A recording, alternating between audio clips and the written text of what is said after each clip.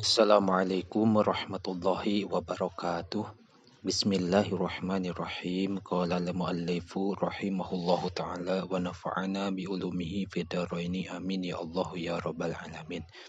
Khaybatul muraina ari ieu eta rugina pirang-pirang jalma anu ria. Ruwiya diriwayatkeun an Rasulillah sallallahu alaihi wa alihi wasallam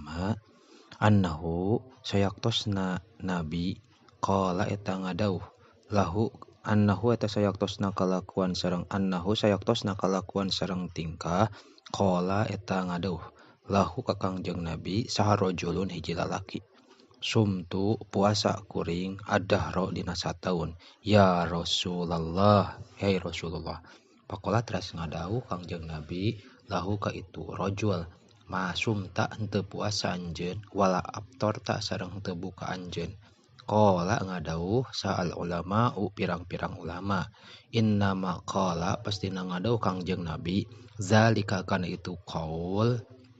masum tak ya li annahu karena sayaktosna itu rojul azharo eta nembongkeun ieu rojul saumahu kana puasana ieu si rojul.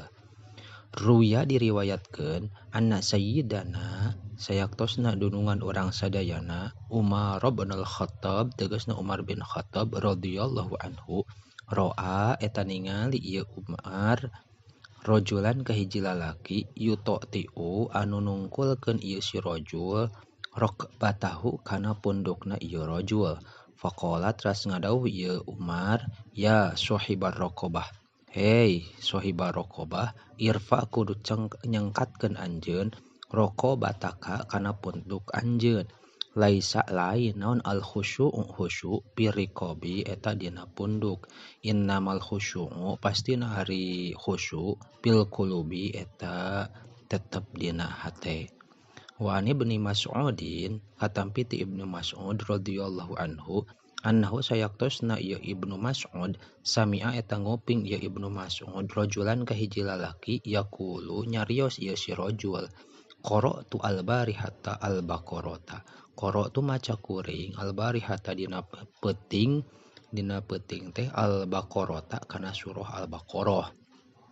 Faqala teras ngadauh ieu Ibnu Mas'ud zalika ari ieu qaul hazuhu eta bagianana ieu si rajul minha tina itu qiraah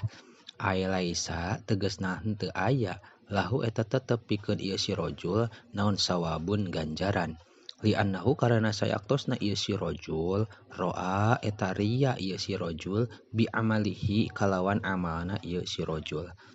Wa nazara sareng ningali saha Abu Amamah al-Bahili Abu Amamah al-Bahili radhiyallahu anhu rajulan kahiji lalaki fil masjidi di masjid yabki ceurik ieu si rajul pi sujudihi dina sujudna ieu si rajul faqala terus nyarios ieu Abu Amamah anta ari anjeun anta tegasna anjeun laukana eta lamun aya naon haza ieu yabki